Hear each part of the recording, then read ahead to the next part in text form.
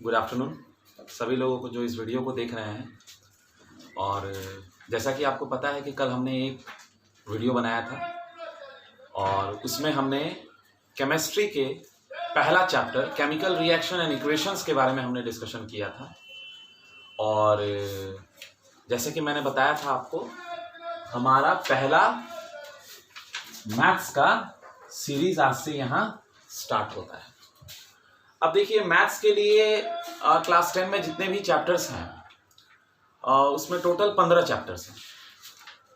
कुछ चैप्टर्स आपने class 9th में भी पढ़ा है, जैसे लीनियर इक्वेशन इन 2 वेरिएबल हो गया, उसके बाद क्वाड्रेटिक इक्वेशन हो गया जिसको आपने पॉलिनोमियल के फॉर्म में पढ़ा है, ट्रायंगल्स आपने पढ़ा है, सर्कल्स पढ़ा है, स्टैटिस्टिक्स आपने कुछ पढ़ा है।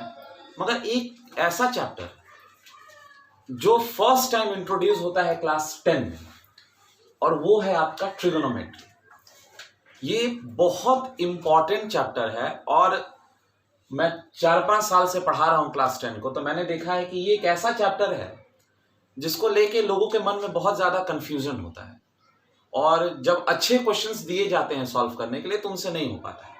जैसे कि मैं आपको बता दूं, अगर आप सीबीएसई के स्टूडेंट हैं या फिर और किसी भी बोर्ड के स्टूडेंट हैं तो 8 to 10 मार्क्स ये चैप्टर कैरी करता है, जिसमें एक 4 मार्क का क्वेश्चन आता है, 2 मार्क का क्वेश्चन आता है, 1 मार्क का क्वेश्चन आता है। और इसके बाद ही एक और चैप्टर है जिसको कहा जाता है एप्लीकेशन ऑफ ट्रिगोनोमेट्री। और उस एप्लीकेशन ऑफ ट्रिगोनोमेट्री में भी आपको कहीं ना कहीं ट्रिगोनोमेट्री का एप्लीकेशन को यूज करना है वहां पर, भले ही वो वर्ड प्रॉब्लम है मगर आपको इसको यूज करना है वहां। तो ये हम लोग अपना मैथमेटिक्स सीरीज को स्टार्ट करेंगे ट्रिगोनोमेट्री से। और जब भी आप क्लास अटेंड करिए तो पेन और कॉपी लेके बैठिए, और पेन और कॉपी के बाद आपको ये समझना है कि हमें धीरे धीरे करके सिलेबस के ऊपर भी ध्यान देना है, सिलेबस भी हमारा खत्म होते रहे। इस तरह नहीं कि हम बस देख रहे हैं क्लास में है या फिर वीडियो लेक्चर अटेंड कर रहे हैं और हमारा काम हो जाएगा, नहीं। आपको डेडिकेशन दिखाना है यहाँ, और तभी जाके आपका कुछ सिलेबस कंप्लीट हो पाएगा ताकि आगे चल के आपके लिए प्रॉब्लम ना हो। तो स्टार्ट करते हैं हम लोग यहाँ ट्रिगोनोमेट्री। जो लोग इस वीडियो को फर्स्ट टाइम देख रहे हैं वो एक वीडियो अपलोड हो चुका है दाई विजन क्लासेस के नाम से, और उस चैप्टर का नाम है केमिकल रिएक्शन एंड इक्वेशन। उसको जाके देख ले अच्छे से ताकि आप अगले क्लास के लिए आप रेडी रहें। अब trigonometry, what is trigonometry, what does the term means?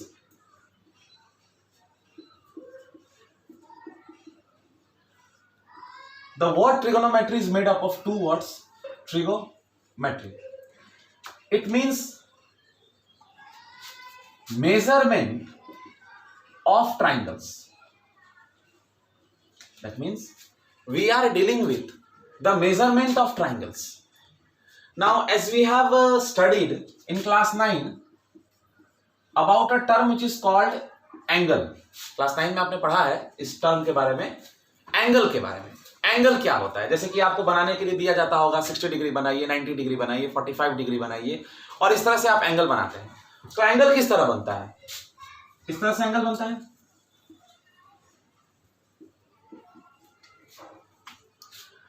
और इस वाले को हम लोग थीटा बोल देते हैं। तो ये जो थीटा है यही है आपका एंगल। अब इसको हम लोग डिफाइन कैसे करेंगे? हमने किया क्या, हमने एक रे लिया इस तरह से OA, जो इसका इनिशियल पोजीशन है। उसके बाद हमने इसको रोटेट करके ऊपर हम लोग ले गए, जो कि इसका टर्मिनल साइड हो गया। ये हो गया आपका इनिशियल साइड।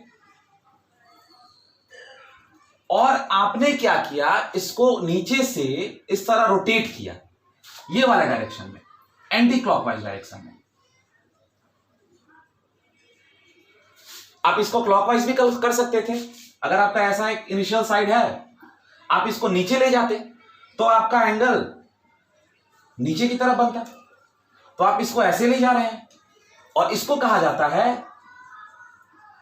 क्लॉकवाइज। ये जानना आपके लिए बहुत जरूरी है कि किस तरह आप किसी चीज को रोटेट करते हैं। एंटी क्लॉकवाइज और क्लॉकवाइज होता है कि अगर डायरेक्शन जो है वो क्लॉक की तरफ घूम रहा है, अगर आपका ये मान लो क्लॉक है तो हैंड्स इस तरह घूमते हैं, ऐसे करके ऐसे ऐसे करके घूमते रहते हैं। तो ये वाला साइड हो गया, इस तरह गोल गोल घूम रहा है, तो ये क्लॉकवाइज हो गया। अगर आप इसके ऑपोजिट जा रहे हैं, इस तरह अगर आप जा रहे हैं, तो इसको एंटी क्लॉकवाइज कहा जाता है। जैसे कि ये देखिए, इस तरह जा रहा है, इस तरह घूम के इस तरह आएगा, तो ये हो गया आपका एंटी क्लॉकवाइज। तो क्लॉकवाइज और एंटी क्लॉकवाइज तरीके से करके अगर आपके पास एक इनिशियल साइड है और इनिशियल साइड को जब आप रोटेट करिएगा तो एक एंगल का फॉर्मेशन होता है, और यही एंगल से हम लोग डील करेंगे इस चैप्टर में। अब देखिए एंगल इतना इंपॉर्टेंट क्यों है। एंगल इंपॉर्टेंट इसीलिए है कि ट्रिगोनोमेट्री का जो सबसे बड़ा एप्लीकेशन ये है कि अगर आपके पास एक ट्राइंगल है, एक आपके पास राइट ट्राइंगल है, और उस राइट ट्राइंगल में अगर मैं आपको एक एंगल दे दूं और एक साइड दे दूं, तो आप इस एंगल के मदद से बाकी दोनों साइड और बाकी एंगल्स आप कैलकुलेट कर पा लो। मतलब कि अगर आपके पास एक एंगल है और आपके पास एक साइड है, तो आप उसके मदद से आप बाकी सारे साइड्स का कैलकुलेशन कर लोगे। अब आप बोलोगे सर ये राइट ट्राइंगल है तो यहां हम लोग पाइथागोरस थ्योरम लगा लेंगे, मगर पाइथागोरस थ्योरम आप कब लगाओगे? जब आपके पास एक राइट ट्राइंगल में से कम दो साइड प्रेजेंट हो, तब आप जाके थर्ड साइड कैलकुलेट कर लोगे। अगर ये 3 है 4 है तो ये 5 हो जाएगा, ये 5 है ये 4 है तो ये 3 हो जाएगा। तो इस तरह से ये 12 है ये 5 है तो ये 13 हो जाएगा। तो आप इस तरह का कैलकुलेशन कर लेते हो। मगर अगर मैं आपको एक राइट ट्राइंगल बना के और राइट ट्राइंगल बना के सिर्फ मैं एक साइड आपको 12 दे दूं, तो फिर प्रॉब्लम स्टार्ट हो जाता है कि फिर दो साइड हम कैसे कैलकुलेट करें, क्योंकि ये क्या, और बशर्ते कि मैं आपको एंगल ना दूं। अगर मैं आपको एंगल दे दूं तो उस एंगल के मदद से आप ट्रिगोनोमेट्रिक रेशियोज को यूज करके आप बाकी दोनों साइड का कैलकुलेशन आप कर लीजिएगा। और यही है हमारा पूरा का पूरा ट्रिगोनोमेट्री का एप्लीकेशन। इस चीज को आप लोग उतार लीजिए।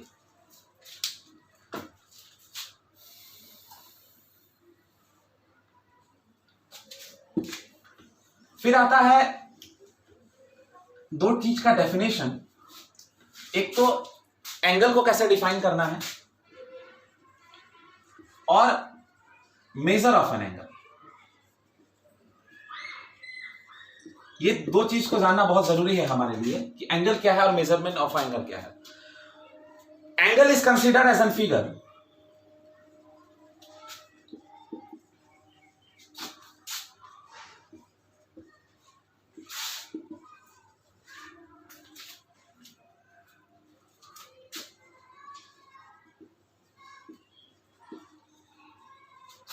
obtained by rotating a given ray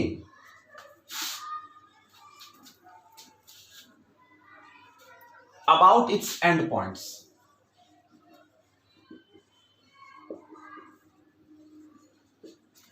मतलब एक एंगल कंसीडर किया जाता है एक फिगर में एज अ फिगर जब आप किसी भी एक रे को आप उसके एंड पॉइंट से उसको आप रोटेट करते हैं। और मेजरमेंट कैसे किया जाता है एंगल का? अमाउंट ऑफ रोटेशन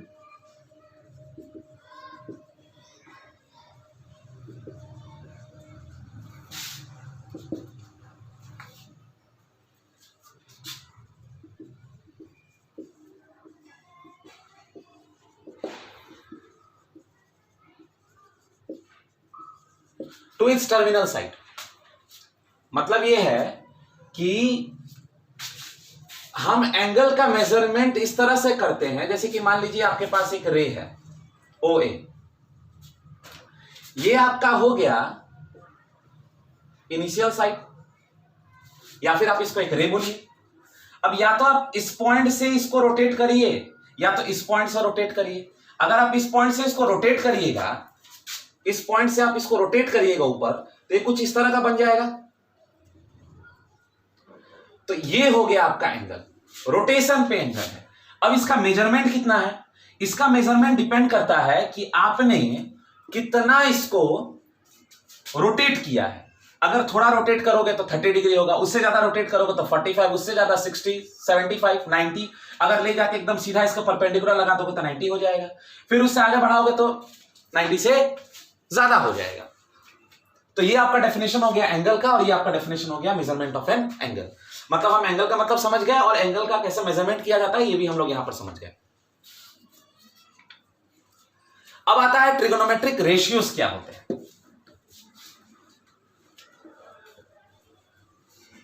यहां दोनों डेफिनेशन बहुत जरूरी है, आप इसको पॉज करके लिख सकते हैं। ट्रिगोनोमेट्रिक रेशियोज क्या होता है।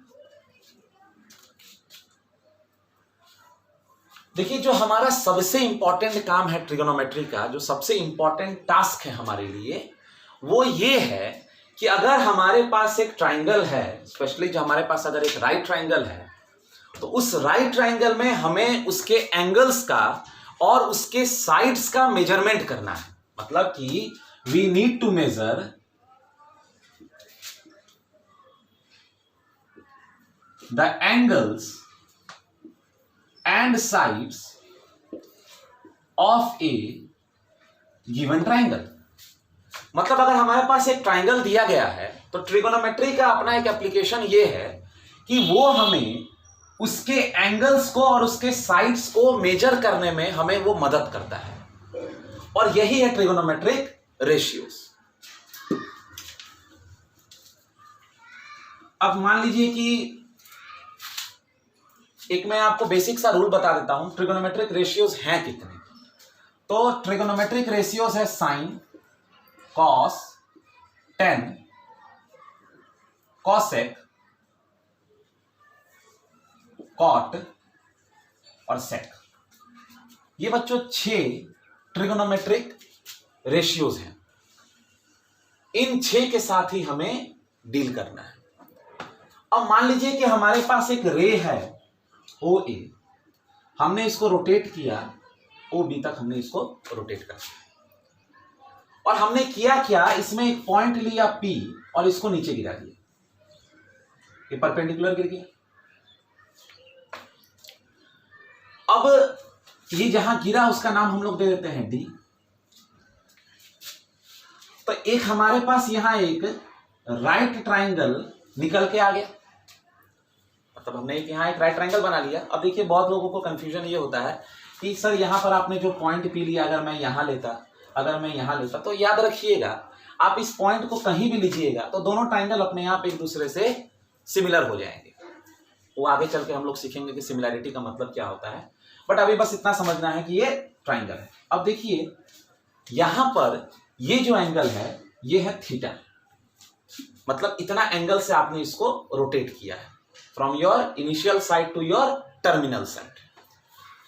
अब इस एंगल का अलग अलग ट्रिगोनोमेट्रिक रेशियो आ जाएंगे। जैसे कि इस एंगल का एक ट्रिगोनोमेट्रिक रेशियो होगा साइन थीटा, एक होगा कॉस थीटा, एक होगा टेन थीटा, एक होगा कॉट थीटा, एक होगा सेक थीटा और एक होगा कॉसेक थीटा। इस एंगल का ये ट्रिगोनोमेट्रिक रेशियो है, और हम लोग इसी चीज को पढ़ते हैं। बहुत लोगों को लगता है कि जब साइन थीटा लिखा जाता है तो उनको लगता है कि जो साइन थीटा है, साइन थीटा का मतलब है साइन इंटू थीटा। ये गलत बात है। Sign theta is not sign into theta. Sine theta का मतलब है साइन ऑफ एंगल थीटा। अब अगर मैं लिख रहा हूं साइन थीटा, साइन थीटा का मतलब है साइन ऑफ एंगल थीटा। आप जब एनसीईआरटी खोलोगे तो आपको उसमें दिखेगा कि ये एक ट्रू और फॉल्स में दिया हुआ है कि साइन थीटा का मतलब क्या, what is sine theta. Sine theta is equal to sine into theta ना, that is sine of angle theta. इसको इस तरह लिखा जाता है, हम लोग इसके शॉर्ट फॉर्म यूज करते हैं। जैसे कि आप बुक पढ़ोगे तो आपको देखोगे कि साइन है, ठीक है, ये कॉस है, ये टेंजेंट है, ये कॉटेंजेंट है, ठीक है। इस तरह का आपको अलग अलग टर्म्स दिखाई देगा, इसका फुल फॉर्म दिखाई देगा आपको।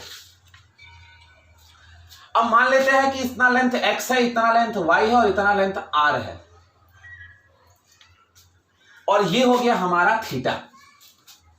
तो एक बड़ा बेसिक सा रूल है यहां पर, या फिर हम लोग एक प्रिंसिपल यूज करते हैं यहां पर कि जब हमें कैलकुलेट करना है ट्रिगोनोमेट्रिक रेशियो तो हम कैसे कैलकुलेट करेंगे। तो जो साइन थीटा जो होता है वो होता है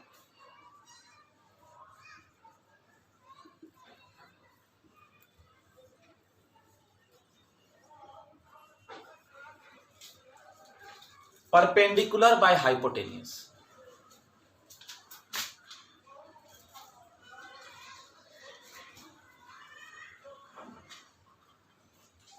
बेस बाय हाइपोटेनियस,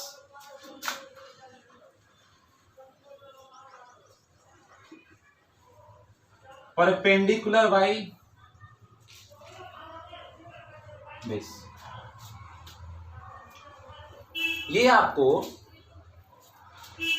रटना नहीं है, ये आपको यहां रटना नहीं है, आपको मगअप नहीं करना है। मैं एक बड़ा बेसिक सा हम लोग यूज करते हैं।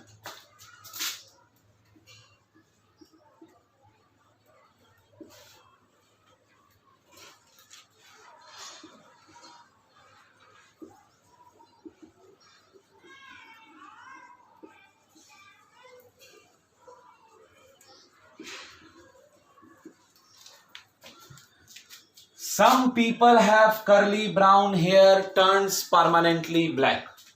ये एक ऐसा सूत्र है आपके लिए, ये कितना इंपॉर्टेंट पॉइंट है आपके लिए कि जिससे आपको ये सारे चीजें आपको याद हो जाएंगी और आपको कोई भी चीज रटना नहीं है। अब आपको लग रहा होगा कि सर पीपल है perpendicular by base turns permanently black, इस तरह से इसको कैसे कोरिलेट करें। आप सबके फर्स्ट लेटर पे ध्यान दो।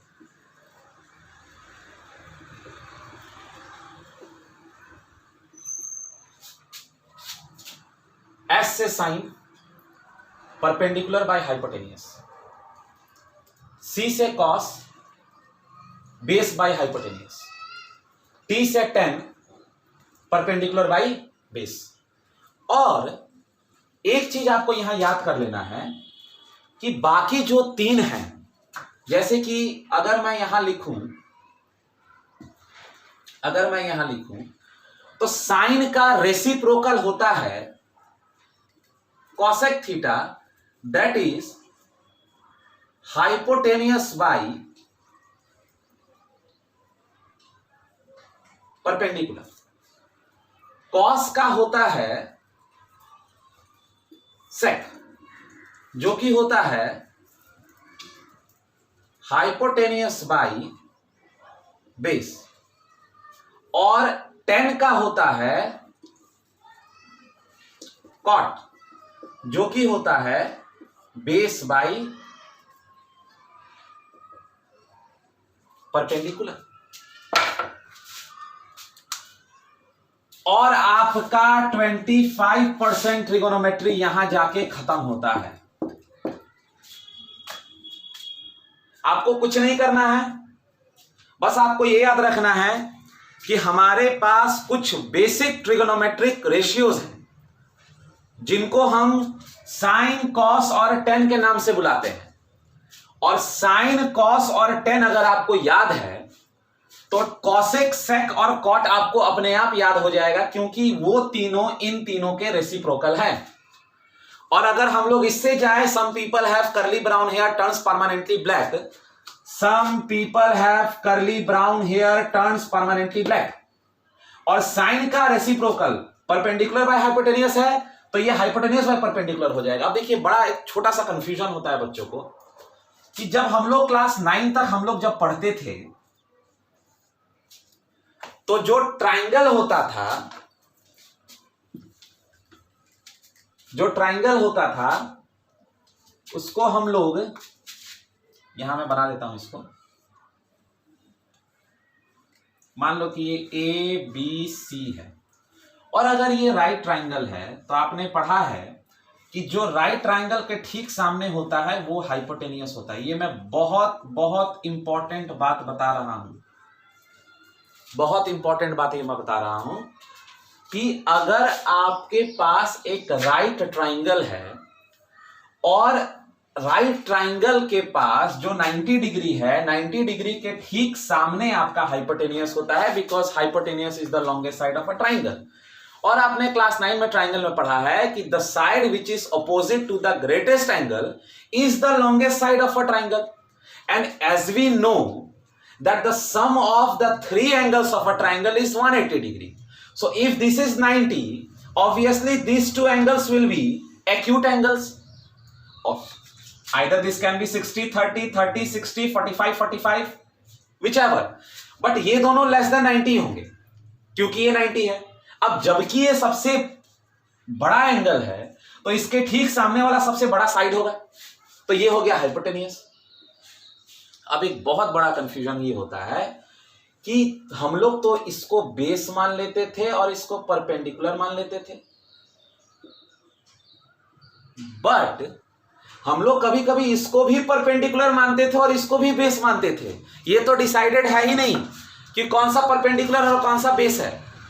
याद रखिएगा, जहां आपका थीटा लग गया, जहां आपका थीटा लग गया, जिस बेस पे लगा है वही बेस होगा, और थीटा के सामने वाला परपेंडिकुलर होगा। Problem solve. अगर थीटा यहां रहता तो ये बेस हो जाता और थीटा के ठीक सामने वाला ये परपेंडिकुलर हो जाता।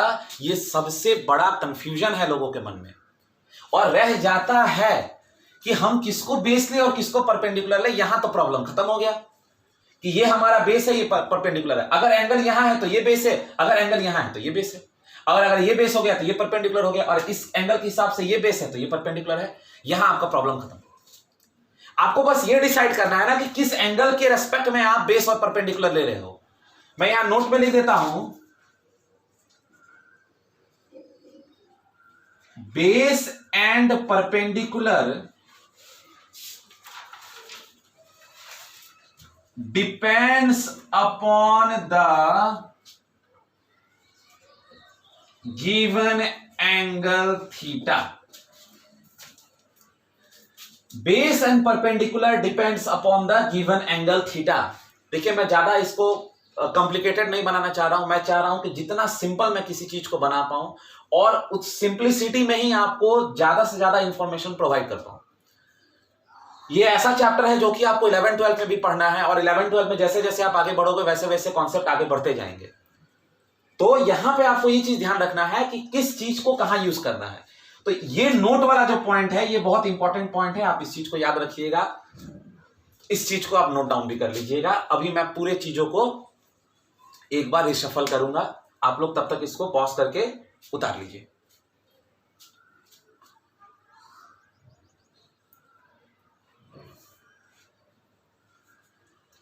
अभी बहुत सारे फॉर्मूलेज आने वाले हैं, तो फॉर्मूला क्या है, वो एक तरह का घुमाया हुआ इसी चीज का पॉइंट है, और हमें इसको याद रखना है। किसी भी तरह हमें इसे याद रखना है कि base and perpendicular depends upon the given angle theta. Some people have curly brown hair turns permanently black, some people have curly brown hair turns permanently black, sine का ऑपोजिट कॉसेक, कॉस का opposite sec, tan का opposite cot, और यहां से आपका करीब करीब 25% point खत्म हो जाता है। अब मैं इसको मिटा देता हूं। अब मैं आ जाता हूं अपने गिवन एंगल पे, और एक कंफ्यूजन कभी भी मत रखिएगा दिमाग में कि सर मान लीजिए कि ये आपने पॉइंट ले लिया है, यहां अगर आप पॉइंट लेते तो कुछ और होता। कुछ नहीं होता।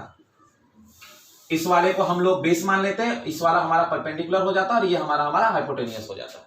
ठीक है, तो ऐसा नहीं है कि डिपेंड कर रहा है उस चीज पे। चलिए अब हम लोग फिर से एक बार लिख लेते हैं।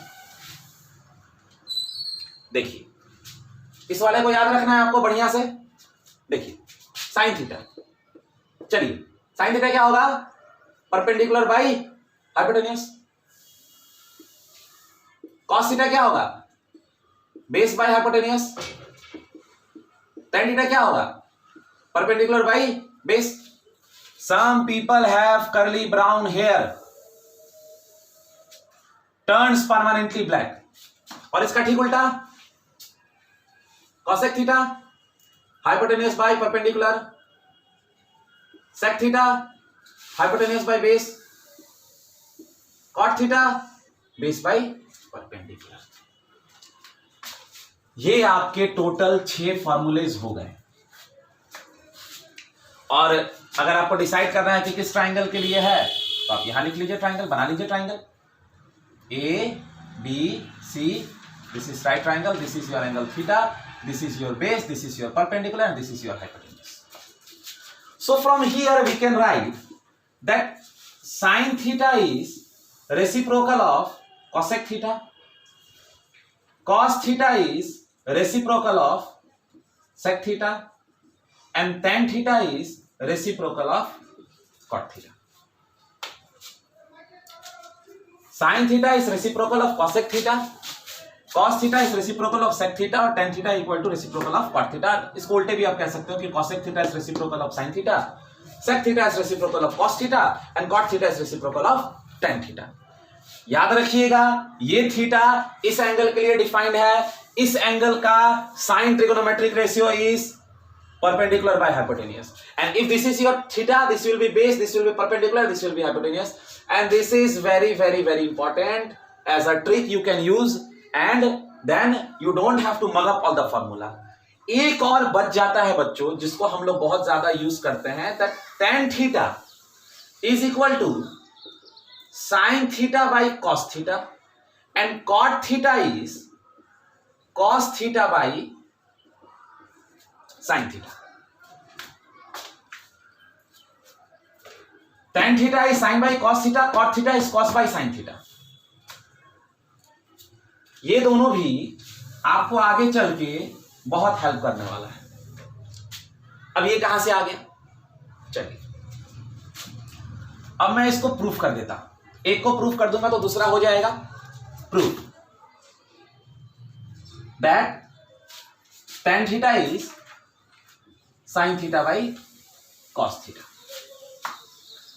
Now if we take this triangle ABC, in triangle ABC, in right triangle ABC, what we have, what we know, sin theta is some people have, and what is cos theta? Curly brown hair, base by hypotenuse. Now if we divide sin theta by cos theta, what will have? Perpendicular by hypotenuse, base by hypotenuse. So this perpendicular by hypotenuse into this will become what? Hypotenuse by base. I am writing perpendicular as P, hypotenuse as H, base as B. Now see this hypotenuse and hypotenuse is getting cancelled out. क्या बच गया? Perpendicular by base. Perpendicular by base क्या होता है? Perpendicular by base होता है tan theta.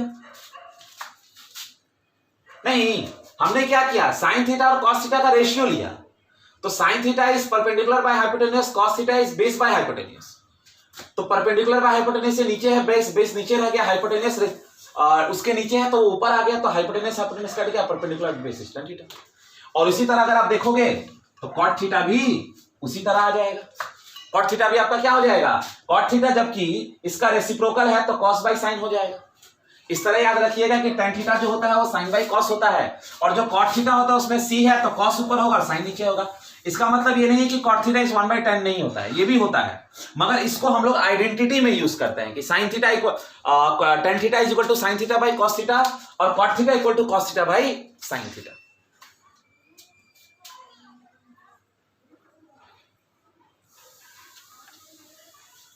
और एक चीज आपको याद रखना है that tan theta into cot theta equal to 1। tan theta into cot theta equal to 1, ये भी आपको याद रखना है, ये भी बहुत जरूरी है। ये सब आप लिखते चलिए, आप जब प्रैक्टिस करिएगा तो आपको समझ में आएगा कि हाँ हमने बहुत अच्छा इस पे ग्राफ बना लिया है। tan theta into cot theta is equal to 1। मैं यहां इसको प्रूफ कर देता हूं। Proof tan theta into cot theta equal to 1. LHS tan theta into cot theta. What is tan theta? Sin theta by cos theta. What is cos theta? Cos theta by sin theta. Sin sin cancel, cos cos cancel is equal to 1. That is equal to your right hand side. Proof. Proof. So we have a tons of formulas over here, but I can assure you that these are not so big formulas that you need to mug up. You just have to correlate things so that you don't have problem in mugging up all the formulas. This is just a part of the trigonometry. We have a distance to cover, हमें और भी आगे बहुत पढ़ना है। बस आपको मैं ये बताना चाह रहा हूं कि यही है आपका ट्रिगोनोमेट्री, और यहीं से आपका बेसिक ट्रिगोनोमेट्री शुरू होता है। मुझे नहीं लगता कि यहां आपको कहीं प्रॉब्लम होना चाहिए इन सारे फॉर्मूलेज में, आपको नहीं लगता है कि कहीं कंफ्यूजन है। एक बार आप खुद सोच के देखो, some people have curly brown hair, turns permanently black, there are total 6 trigonometric ratio, 3 are basic and the other 3 are the reciprocal of that, sine, cos, tan. Sine, people have cos base by hypotenuse, tan perpendicular by base, sine is perpendicular by hypotenuse, sine का reciprocal होता है cosec, so cosec will be hypotenuse by perpendicular, cos base by hypotenuse, it will be sec will be hypotenuse by base, tan theta is 1 by cot, so if tan is perpendicular by base, cot will be base by perpendicular. And this is the most easiest way of remembering all the correlation between sin theta, cos theta, tan theta, cosec theta, sec theta and cot theta. I hope this is clear. Nothing else is left over here. These are the 3 formulas which are out of the text, out of the content of all these things. That is tan theta equal to sin theta by cos theta. Most of the students get confused that sir, tan theta is equal to 1 by cot theta. So from where this tan theta equal to sin by cos theta? From here I have proved that tan theta, if we take the ratio of sin theta and cot theta, it will be perpendicular by base, and this perpendicular base will be equal to tan theta, and cot theta is reciprocal of tan theta. So if tan theta equal to sin by cos, cot theta will be cos by sin, and the multiplication, if we multiply tan theta and cot theta, the answer will be 1. I have proved over here.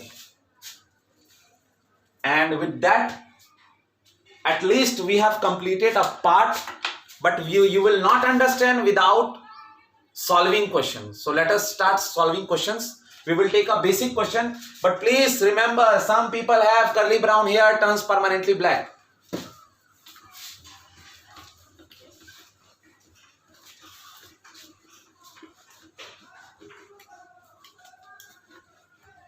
Okay. Now the first question over here is,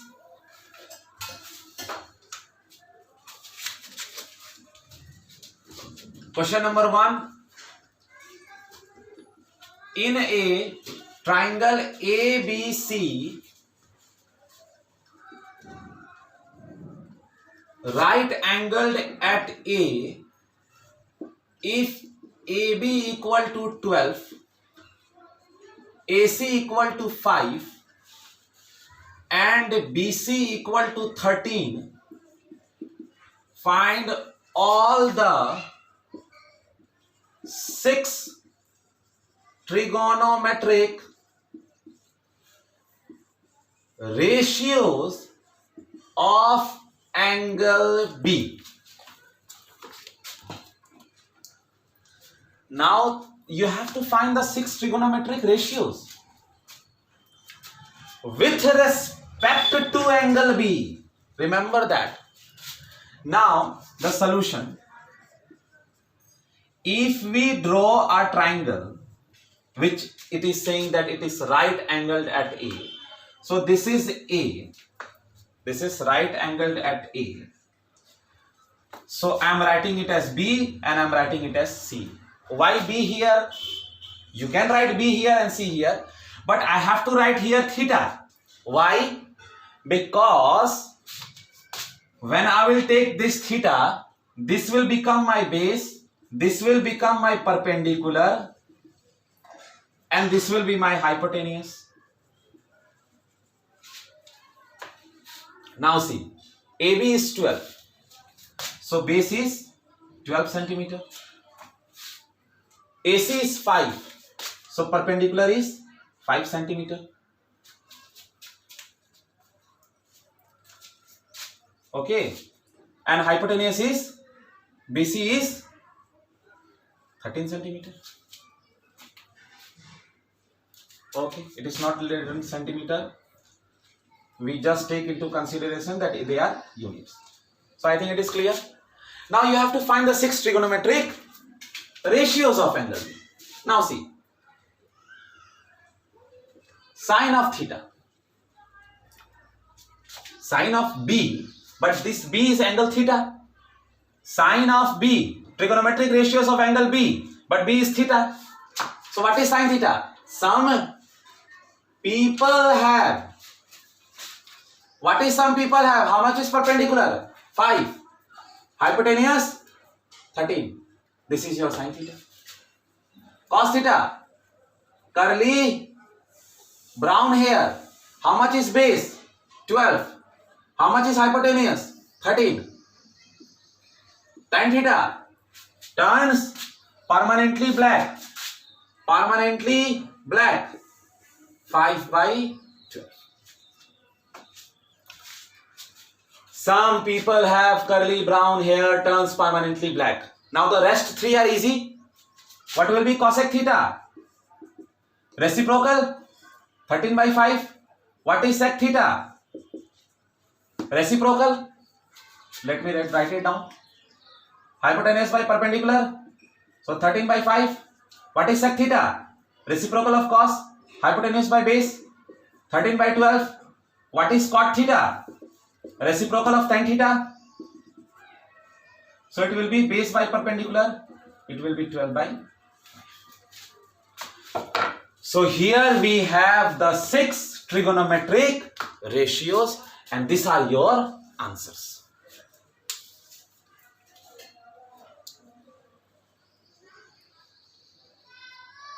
Don't keep a confusion that, sir, if I write in place of sine theta, if I write sine B, am I wrong? You are not wrong. Sir, if in place of cos theta, can I write cos B? You are right. I have just written theta over here. You can write B also, because this B is angle theta.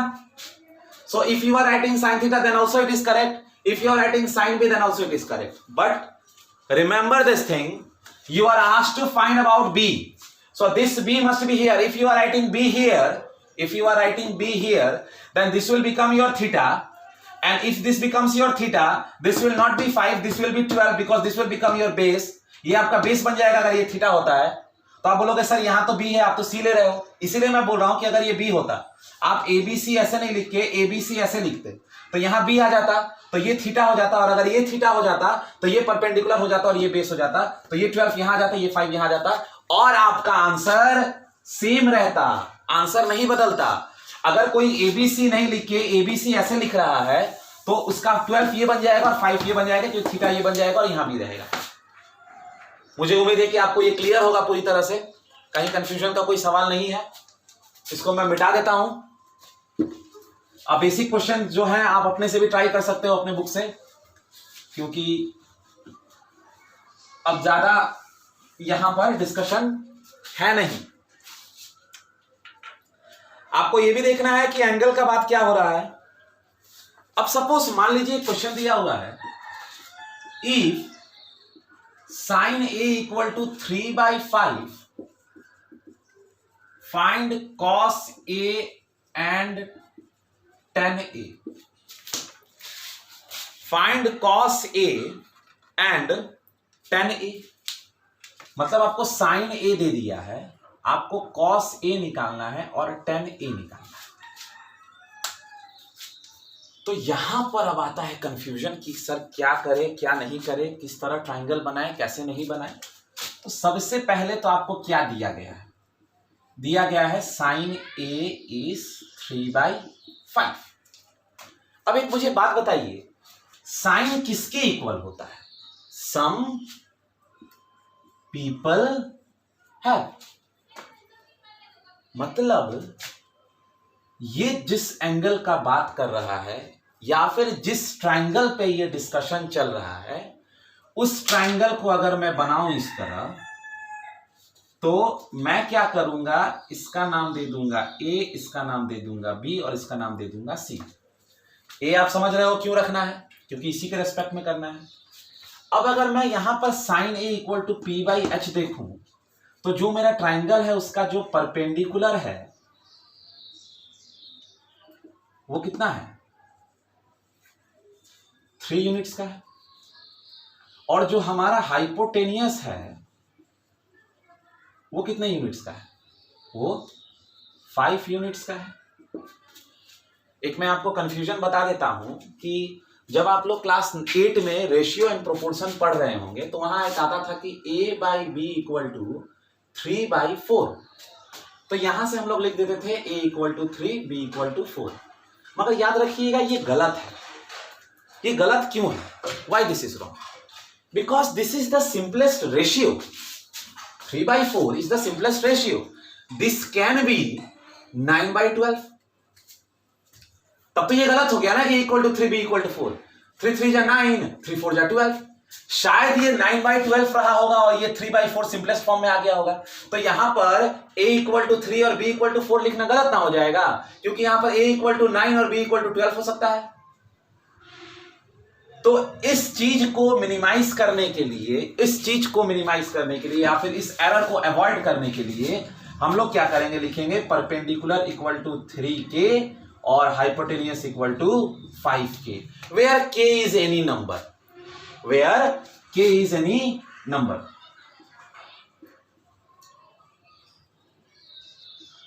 और k is any integer, where k is any number, आप कुछ भी लिख सकते हैं। अब एक बात बताइए, अगर ये a है तो परपेंडिकुलर इसका 3k है और हाइपोटेन्यूस इसका 5k है। तो अगर मैं फ्रॉम पाइथागोरस थ्योरम अगर मैं लगाऊं तो मैं क्या लिख सकता हूं, AC² = AB² + BC²। तो यहां से AB² कितना आ गया, AC² - BC²। AC कितना है, 5k है, तो 5k का स्क्वायर माइनस 3k का स्क्वायर। तो ये क्या हो जाएगा, AB² = 25k² माइनस 9k²। तो AB² आ गया आपका 16k²। तो AB आ जाएगा आपका √16k² and AB will be 4k। AB कितना आ गया, AB आ गया आपका 4k। तो ये हो गया आपका 4k। अब आपके पास बेस भी है, परपेंडिकुलर भी है और हाइपोटेन्यूस भी है। परपेंडिकुलर और हाइपोटेन्यूस तो आपके पास पहले भी था, मगर अब आपके पास बेस भी आ गया। अब आपको क्या निकालना है, कॉसे निकालना है। चलिए बताइए, कॉसे क्या होता है, कर्ली ब्राउन हेयर। बेस कितना है, 4k। हाइपोटेन्यूस कितना है, 5k। के कैंसिल हो गया, कॉस ए कितना आ गया, 4/5। कॉस ए आ गया आपका 4/5। अब आपको निकालना है tan A। tan A कितना होता है, tan A इस एंगल के रेस्पेक्ट में। तो tan A क्या होगा, turns permanently black, that is 3k/4k। तो आपका tan A आ गया 3/4। मतलब आपका फाइनली रिजल्ट क्या आया, आपका रिजल्ट आया cos A = 4/5, tan A = 3/4। तो आप यहां पर ये चीज को समझिए कि अगर आपके पास एक राइट ट्राइंगल है और उस राइट ट्राइंगल में अगर एक भी ट्रिगोनोमेट्रिक आइडेंटिटी दे दिया गया है तो आप बाकी सारे ट्रिगोनोमेट्रिक आइडेंटिटी को कैलकुलेट कर सकते हैं और आपका आंसर आ जाएगा। अगर एक भी ट्रिगोनोमेट्रिक आइडेंटिटी दिया हुआ है तो आप बाकी सारे आइडेंटिटीज को कैलकुलेट कर लोगे और कैलकुलेट करने के बाद आपका आंसर आ जाएगा। तो ये था हमने जो अभी तक पढ़ा उसका एप्लीकेशन। साइन ए दिया हुआ था 3/5, तो साइन ए होता है परपेंडिकुलर बाय हाइपोटेन्यूस, तो परपेंडिकुलर 3k 5k।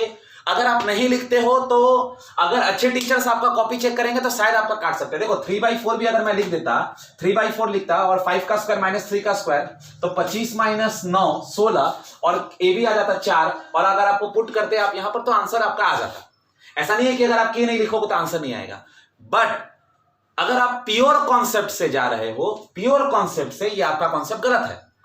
क्योंकि a बाई बी अगर 4/5 है तो यहां से इसका मतलब नहीं है कि a 4 है और b 5 है, नहीं, शायद ऐसा होगा कि ये 16/20 होगा और 16/20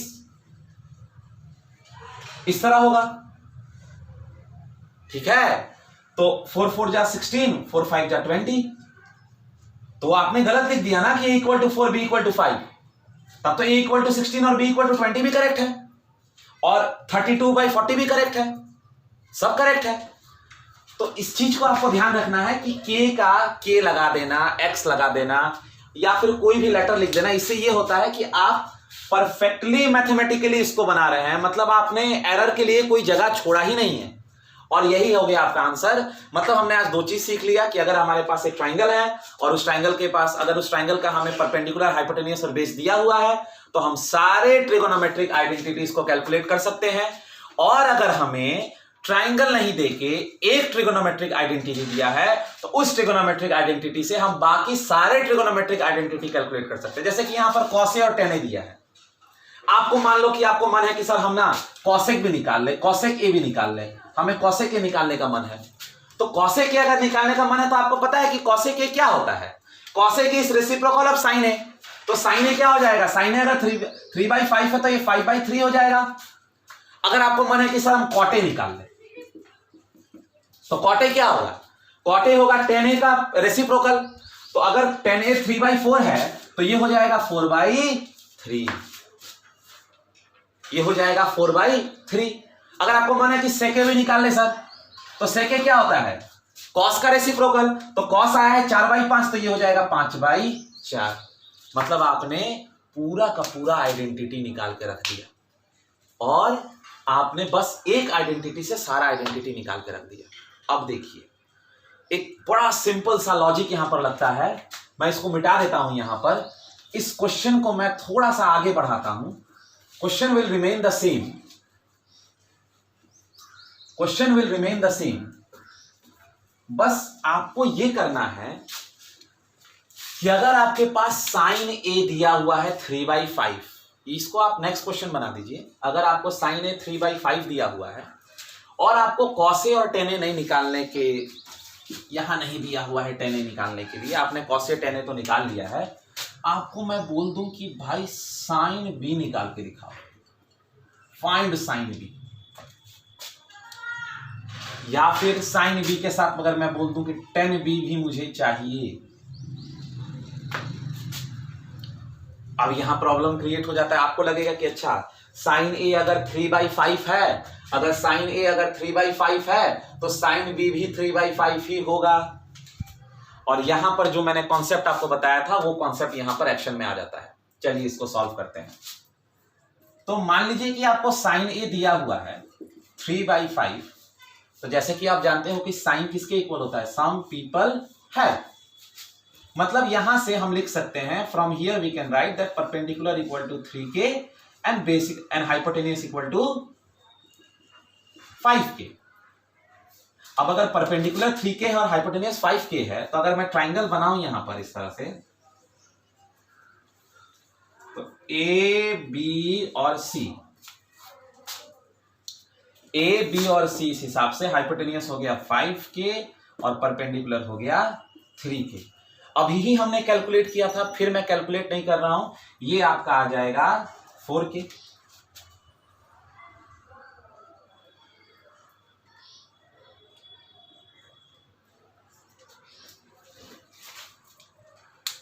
राइट एंगल सी पे है, ठीक है, राइट एंगल सी पे।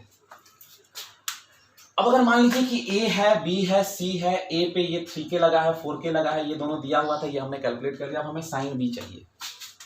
अब देखिए साइन बी, साइन बी क्या होता है, साइन का भी फॉर्मूला वही होता है, क्या होता है, सम पीपल है।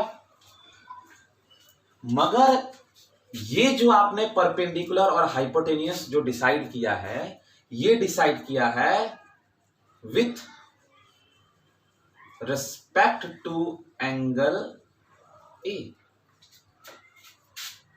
एंगल ए के रेस्पेक्ट में आपने परपेंडिकुलर को 3K और हाइपोटेनियस को 5K, और इस हिसाब से आपका 4K आया है। बट जब आप यहां पर एंगल बी का बात कर रहे हैं तो आपके पास एंगल बी के हिसाब से परपेंडिकुलर और हाइपोटेनियस बच्चों चेंज करेगा। अगर मैं इस ट्राइंगल को फिर से यहां बनाऊं, इस तरह से बनाऊं, तो आप देखोगे कि अगर ये ए है, ये बी है और ये सी है, तो सॉरी, अगर ये बी है और अगर ये सी है, तो आप यहां एक चीज देख सकते हो कि ये हमारा अब एंगल नहीं रहा, ये हमारा एंगल हो गया, ये वाला एंगल हो गया, और इसके हिसाब से ये 5K है, ये 3K है और ये 4K है। Now with respect to angle B, with respect to angle B, hypotenuse तो वही है 5K, मगर बच्चों बेस यहां हो गया 3K और परपेंडिकुलर यहां हो गया 4K।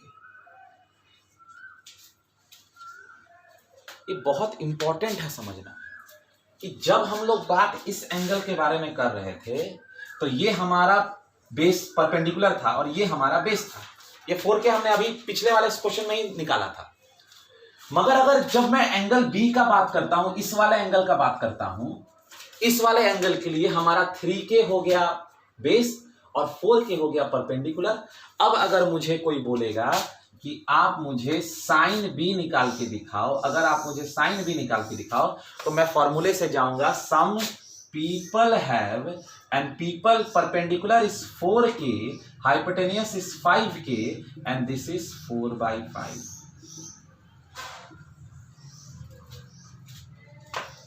And what was sine A? 3/5। tan भी निकालना है। अगर आपको tan भी निकालना है, tan क्या होता है? Turns permanently black. Permanently black, permanently कितना है? परपेंडिकुलर 4K और बेस कितना है? 3K। tan भी कितना आ गया? 4/3। और अगर आपको याद होगा कि जब आप tan A निकाल रहे थे, जब आपका tan A आया था, तो tan A आपका आया था 3/4। आप अपना कॉपी टर्न करके देख लो, आपका जो tan A आया था वो 3/4 आया था। तो tan A 3/4 आया था और tan B 4/3 आया था। और sin A 3/5 आया था, sin B 4/5 आ रहा है। अब मुझे पता है आपके दिमाग में क्या क्वेश्चन चल रहा होगा। आपके दिमाग में क्वेश्चन चल रहा होगा कि सर अभी आपने थोड़ा देर पहले जब आपने बी यहां लिखा था तो बी को मिटा के यहां बी कर दिया और इसको सी कर दिया। अभी थोड़ी देर पहले मैंने यहां बी लिख दिया था और सी लिख दिया था और मैंने मिटा के फिर को उसको सी कर दिया और इसको यहां बी कर दिया। तो सर आपने साइन ए निकाल दिया 3/5, बहुत बढ़िया बात। साइन बी निकाल दिया 4/5, ये भी बहुत अच्छा बात है। अब हमें साइन सी निकाल के दिखाओ। अब हमें साइन सी निकाल के दिखाओ। Sin C is the simplest one out of A, B and C angle. Why? Because when I will write sin C, I will not write sin C, I will write sin 90 degree. Because out of A, B and C, C is defined. सी भैया defined है कि सी 90 degree है, 90 degree उस पे लगा हुआ है। ए और बी डिफाइंड नहीं है, ये दोनों में से कुछ भी हो सकता है, ये दोनों एक दूसरे का कंप्लीमेंट्री एंगल है। मतलब अगर ये 45 होगा तो ये 45 होगा, ये 30 होगा तो ये 60 होगा, ये 60 होगा तो ये 30 होगा। तो हमें नहीं ना पता है, तो नहीं पता है इसलिए इतना हम लोग कर रहे हैं। मगर जब अगर आप हमसे पूछोगे कि सर साइन सी बताओ, तो sine C equal to sine 90 degree, और साइन 90 डिग्री का वैल्यू 1 होता है। जब एंगल डिफाइंड है आपके पास, अगर मैं यहां पर 30 लिख दूं, तो ये आगे चल के हम लोग पढ़ेंगे trigonometric ratios of certain angles, जैसे कि साइन 30, साइन 45, साइन 60, साइन 90। हमें 90 तक, 0 से लेकर 90 तक क्लास 10 में पढ़ना है। आगे जाओगे तो आपको 270, 180, 360, 225, 145 इस तरह से आपको डिफाइंड मिलेंगे। तो यहां पे बहुत इंपॉर्टेंट रूल आ जाता है। आप समझ रहे हो कि नहीं समझ रहे हो इस चीज को, कि ए और बी जो है उसके लिए तो इतना कुछ हो रहा है, मगर आप एक चीज देखना, एक चीज आप देखना कि 3/5 हो या 4/5 हो, it is less than 1, because the maximum value of sine theta, sine of any angle is 1. The maximum value of sin theta is 1, and that will be sin 90 degree, and the minimum value of sin theta is 0. In your syllabus, from 0 to 90, please make it, write it down. It is not the minimum value of sin theta is 0. But in your syllabus, from 0 to 90 degree, it is 0 when the angle is 0. So I think it is clear. मैंने ए का भी discussion कर दिया, दे दिया था, B का discussion कर दिया, दे दिया था। बी में क्यों चेंज कर गया? बी में इसलिए चेंज किया क्योंकि परपेंडिकुलर और बेस एक दूसरे से इंटरचेंज कर जाते हैं। परपेंडिकुलर कैसे डिसाइड होता है? तो परपेंडिकुलर डिसाइड और बेस डिसाइड होता है depending upon the angle on which it is defined. If you are defining about angle A, the side that is opposite to angle A will be your perpendicular, and the base on which it is standing the angle, the initial side will be your base. And I think यहां से आपको कुछ तो basic समझ में आ गया होगा। मैंने ट्राई किया आपको समझाने के लिए कुछ बेसिक्स, और इसके अलावा भी बहुत सारे क्वेश्चंस दिए जाते हैं। हम लोग और क्वेश्चन डिस्कस करेंगे, क्योंकि यहां ये एंड होता है नहीं, अभी तो हमने बस स्टार्ट किया है।